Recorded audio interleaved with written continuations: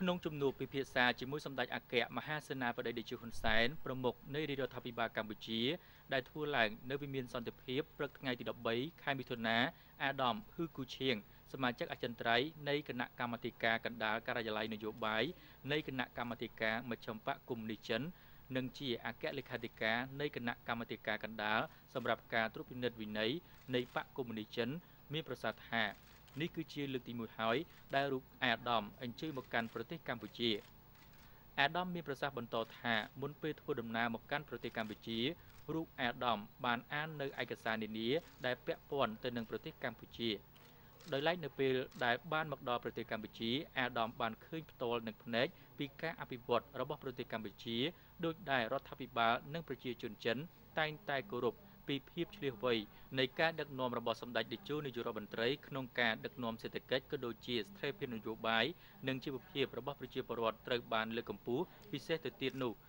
កិត្តិស័ព្ទនិងកិត្យានុភាពរបស់កម្ពុជាមានភាពល្បីល្បាញទាំងនៅក្នុងតំបន់ក៏ដូចជានៅលើឆាកអន្តរជាតិ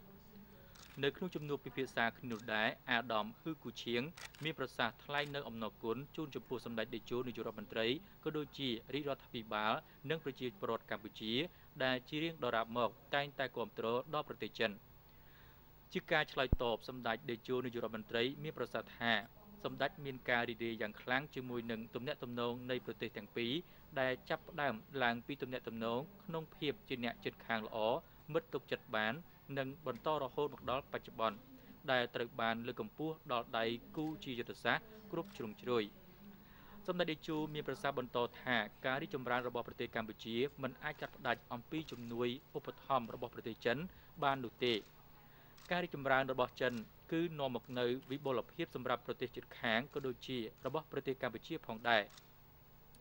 ជាមួយគ្នានេះជំនួយរបស់ប្រទេសចិនមិនត្រឹមតែជួយកម្ពុជាឲ្យមានការរីកចម្រើនលើវិស័យសេដ្ឋកិច្ចនោះទេប៉ុន្តែអាចជួយដល់ឯករាជ្យភាពរបស់កម្ពុជាផងដែរ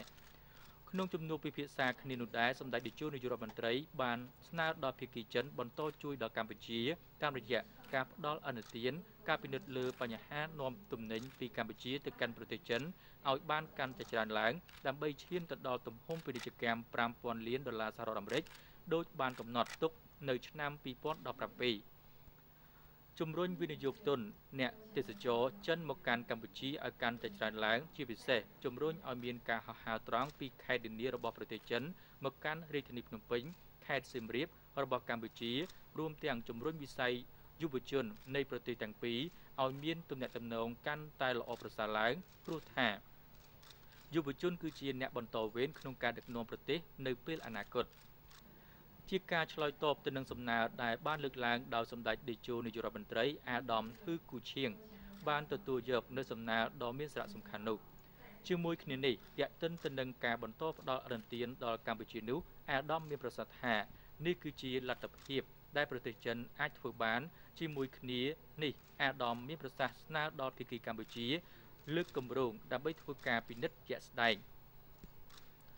បន្ទាប់ពីបានបញ្ចប់នៅកិច្ចពិភាក្សាប្រកបដោយលទ្ធផលដ៏ត្រចះត្រចង់រួចមកសម្ដេចអគ្គមហាសេនាបតីតេជោហ៊ុនសែនប្រមុខនៃរាជរដ្ឋាភិបាលកម្ពុជាអាដាមហ៊ឺគូឈៀងសមាជិកអចិន្ត្រៃយ៍នៃគណៈកម្មាធិការកណ្ដាលការិយាល័យនយោបាយនៃគណៈកម្មាធិការមជ្ឈិមបកកុម្មុយនីសចិននិងជាអគ្គលេខាធិការនៃគណៈកម្មាធិការកណ្ដាលសម្រាប់ការត្រួតពិនិត្យវិន័យនៃបកកុម្មុយនីសចិនអញ្ជើញធ្វើជាសាក្សីនៃពិធីចុះហត្ថលេខាលើឯកសារចំនួន7នៃកិច្ចសហប្រតិបត្តិការសេដ្ឋកិច្ចនិងពាណិជ្ជកម្មរវាងរាជរដ្ឋាភិបាលនៃប្រជាជាតិកម្ពុជាជាមួយនឹងរដ្ឋាភិបាលនៃសាធារណរដ្ឋប្រជាមានិតចិនក្នុងនោះរួមមាន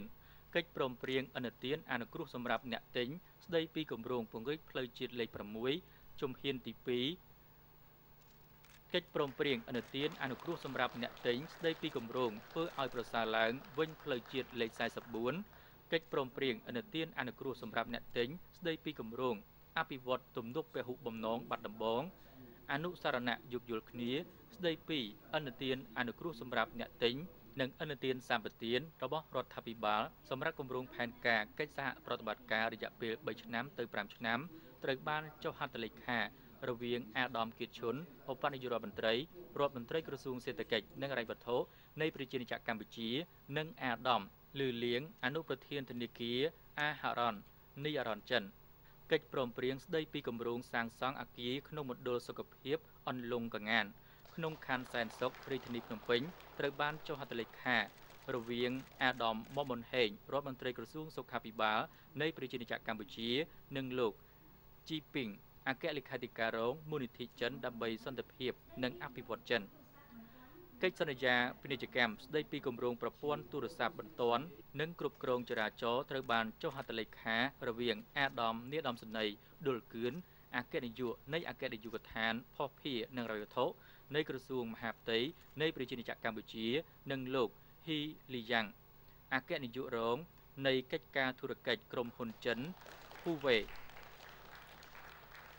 វិញ្ញាបនបត្រស្ដីពីការគ្រប់គ្រងនិងទទួលយន្តហោះប្រភេទ MA60 ចំនួន2គ្រឿងរវាងរាជរដ្ឋាភិបាលកម្ពុជានិងរដ្ឋាភិបាលសាធារណរដ្ឋប្រជាមានិតចិនត្រូវបានចុះហត្ថលេខារវាងអាដាមឧត្តមស្នេហ៍ឯកចៅភិរុនអគ្គនាយកនៃអគ្គនាយកដ្ឋានសម្ភារៈនិងបច្ចេកទេសនៃក្រសួងការពារជាតិនិងអាដាមចិនជៀនអនុរដ្ឋមន្ត្រីក្រសួងពាណិជ្ជកម្មចិន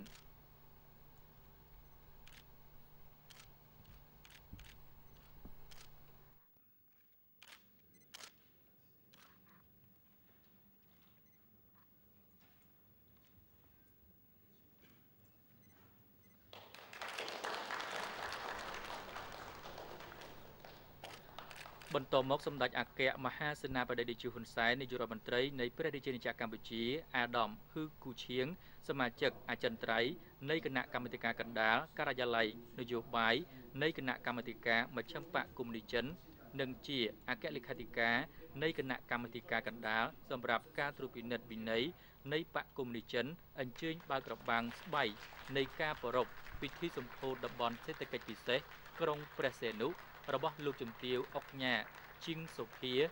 ដែលបានរួមសហការវិនិយោគរួមគ្នាជាមួយនឹងអ្នកវិនិយោគមកពីសាធារណរដ្ឋប្រជាមានិតចិន។